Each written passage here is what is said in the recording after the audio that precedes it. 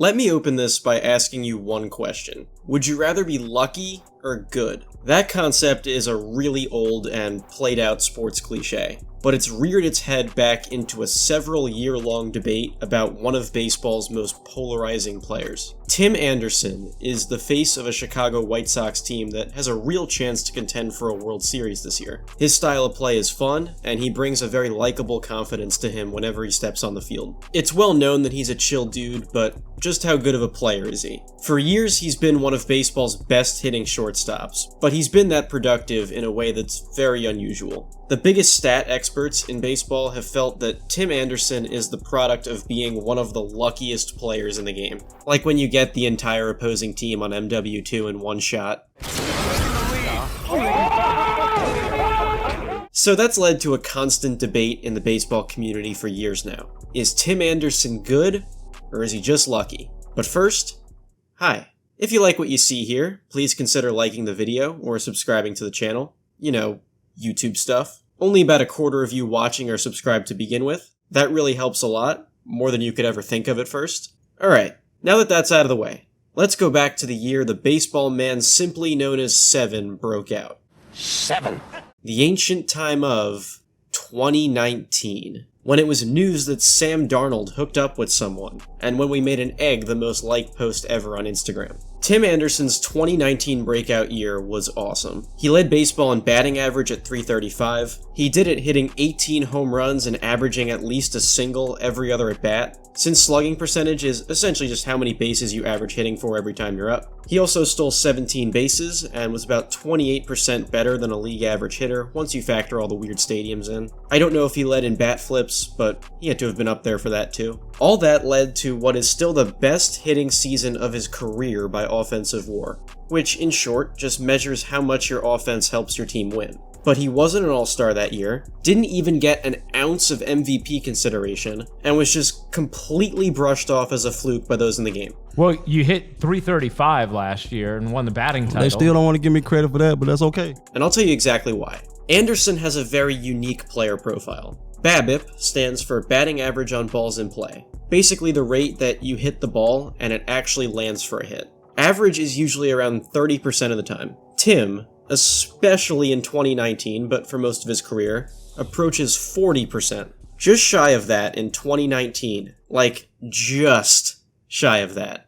I'm squeezing my fingers really close to the mic. This generally means one thing. Absolutely insane luck in getting hits to fall. So that's why if you type Tim Anderson BABIP merchant into Twitter, you'll see a lot there. Tim also doesn't hit the ball incredibly hard. He typically hits the ball hard less than half the time. So it's not like he was just mashing his way into these stats. He's a very ground ball based and low line drive kind of hitter for the most part. And he swings and misses a lot. His swing and miss rate has never been great, and his tendency to swing at pitches out of the strike zone is one of the most noticeable in baseball. He is also a guy who will usually overperform his expected stats. Every single year of his career, his actual weighted on base average has been higher than his expected weighted on base average. That stat is basically just on base percentage, but better hitting outcomes have more importance instead of holding them all equal. But for this year, he still wound up as the guy most likely to get you a base hit out of anybody in the league. People did accept the results of this season,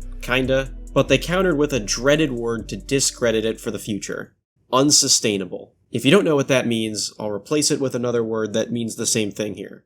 Baloney. Like global warming in Los Santos. Sure, Tim Anderson got a lot of hits to fall, but there's no way he could do anything like that again. There's this thing called regression to the mean. He'll come crashing down to earth in 2020. There's an article on Forbes that came out before that season titled, "White Sox Tim Anderson is legit, but don't expect a repeat batting title in 2020. Tim Anderson did not win another batting title in 2020.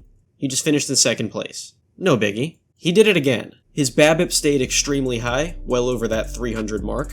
Like, well over it. His on-base percentage stayed the same, and his slugging percentage went up. The 2020 season was just 60 games long because of the Cardi B thing. Coronavirus! and Anderson only played in 49 of those 60 games. He somehow had a 2.3 WAR season in that span. More WAR than Christian Yelich has put up in each of his last 2 seasons combined. If you take that pace across a 162 game season, Anderson would have for sure pushed himself into MVP conversations with a 7.6 WAR, higher than either of Christian Yelich's dominant 2018 and 2019 seasons. Not only did Tim Anderson do it again, he did it better, in pretty much every way possible. 7 finished number 7 in the AL MVP race. But still, there was plenty of debate in baseball about whether or not he could do it again. That BABIP is just not sustainable. He can't keep getting all these hits to fall. It's just not gonna work. Tim Anderson is not gonna be good. You so damn much what you mad about. I lit all the cash, bro. Just hanging on the dash, bro. Hanging with the bag, I love when she fast up. Trouble with the fast, not again. On that list now. Guys, he did it again.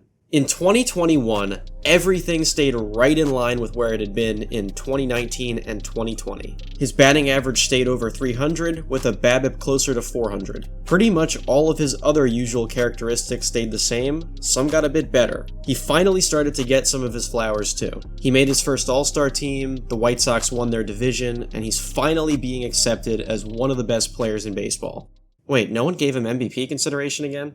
The best player on a playoff team? How is that even possible? Still, even after 3 years of this, Tim Anderson is not being given the credit he's earned. Granted, shortstop is an amazing position right now. Even if you're not towards the top 2 to 3 in it, you're probably still a pretty good big league player. But Anderson has kept this up for 3+ seasons now.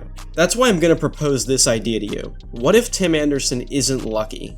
This is just who he is and how he plays baseball. Foolish Baseball said it very well. BABIP is a skill. Sure, there's luck involved in it, especially for the super high highs and super low lows, but where he and I disagree, per this tweet, are the boundaries for what can be considered luck and what can't. From 2019 to 2021, Tim Anderson's batting average on balls in play was 385. Do I think there was some good fortune in there towards that?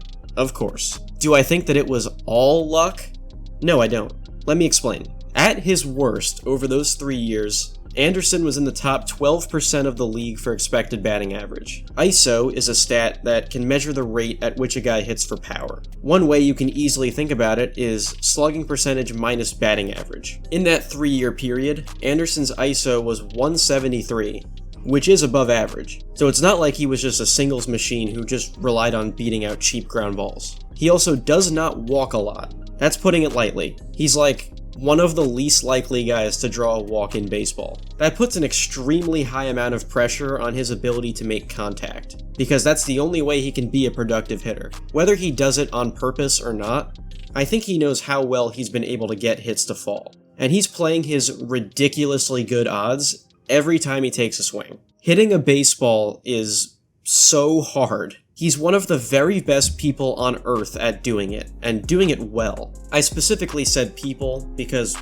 we have no frame of reference for how well Earth's capybara population can hit baseballs, but I'm sure they'd be fun to watch do that. Tim Anderson's probably better at hitting a baseball than a capybara though. He's proven that time and time again. But you still don't see him get as much credit for his outstanding last few seasons as you'd think. Giraffe Neck Mark kept him as the 9th best shortstop in baseball. MLB Network had him at 8. Foolish Baseball didn't even put him in his top 50 players going into this season, or last season. I'm not going to fight them over their opinions. They all came to that for a reason and are certainly qualified to talk baseball. Like I said, shortstop is an absurdly talented position right now already. I mean, absurdly talented. But the more he keeps this up, the more we have to revisit that status. How can we ask if it's sustainable? There we go, we finally got it. When he's been doing it for 3 years now. We started asking this question the same year people were always saying, "Okay, boomer," and here we are. Still asking that question. We had the same fight about his defense in years past. He used to make a lot of errors and was considered a bad defensive shortstop, but he's had positive defensive WAR seasons every year since 2018, and he was in the top 18% of the league in defensive outs above average last season. Point being, the public eventually came around on that narrative, as did his MLB The Show attributes on defense. a game I'll always appreciate because it usually has John Olerud in it. I think that situation can be a parallel for this one. The more Tim Anderson can continue to do this, the more he'll finally be accepted as good instead of lucky, and people will finally stop downing him. All of his major projections for this season have him having his worst year yet, at least since this run started. I don't think it's fair to write him off on projections just yet. Not at all. Forecasting can be cool, but it's not always indicative of what you're actually gonna get. As Mike Tyson once said, everyone has a plan until they get punched in the mouth. Tim Anderson has punched BABIP expectations right in the mouth. What does it even matter if Anderson got a little lucky along the way? Why are we hating on someone who's clearly made that a useful part of their game? Getting a bunch of hits to fall is just who he is. It shouldn't even matter if it was all luck. It's not like he's cheating or anything. He's been one of the most fun and productive players in the game, and it's finally time to accept that. But one thing's for sure, he's not going to settle. If anything, he's out to get better, and force you to recognize that yourself. I haven't really kind of, played this game as long as, a lot of guys that's really in it. So, my biggest goal is, to keep learning and keep, showing people that I can get better, every year.